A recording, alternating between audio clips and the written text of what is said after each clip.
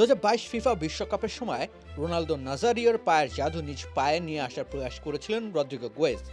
নাজারিওর পায়ের জাদু নিয়ে আসতে না পারলেও তার ইনজুরির দুর্ভাগ্য নিয়ে এসেছেন রদ্রিগো। হাঁটুর এসিএল ইনজুরি তাকে ছিটকে দিয়েছে 10 মাসের জন্য, আর তাতে বিশ্বকাপ খেলা হচ্ছে না রদ্রিগোর। এতে ব্রাজিলে ঠিক কতটুকু ক্ষতি হলো? প্রথমত, রদ্রিগোর স্বভাবজাত position left wing.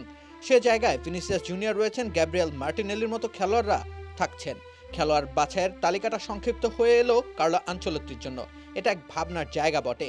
94% চিনিযুক্ত orange drinks না, নিন জিরো ক্যাল অরেঞ্জ ড্রিঙ্ক পাউডার।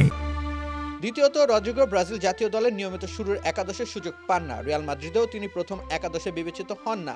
তার সামর্থ্য নিয়ে প্রশ্ন নেই, তবে ভিনিসিয়াসের ছায়াতলে পড়ে কখনোই সেই অর্থে আলোচনা স্পটলাইট ছুঁয়ে দেখে না রদ্রিগোকে। অতএব দ্বিতীয় পছন্দের একজন খেলোয়াড়ের জন্য বিপাকে পড়ার সম্ভাবনা কম। কিন্তু রদ্রিগো ক্লাচ করতে জানেন। গুরুত্বপূর্ণ মুহূর্তে তিনি ম্যাচের গতিপথ, স্কোর লাইন বদলে দিতে পারেন। এই একটা দিক বিবেচনায় রদ্রিগোর না থাকাটা ব্রাজিলের বিশ্বকাপ পরিকল্পনায় বড় আঘাত। রদ্রিগোর মতো বড় ম্যাচের অভিজ্ঞতা সম্পন্ন একজন খেলোয়াড় স্নায়ুচাপকে নিয়ন্ত্রণ করে বাজিমাত করতে জানেন। তাছাড়া কার্লো আনচেলত্তির ব্যক্তিগত নৈপুণ্য কৌশলে রদ্রিগোর অনুপস্থিতি ভোগাতে পারে ব্রাজিলকে। রাকিব হোসেন রুম্মান, খেলা ৭১।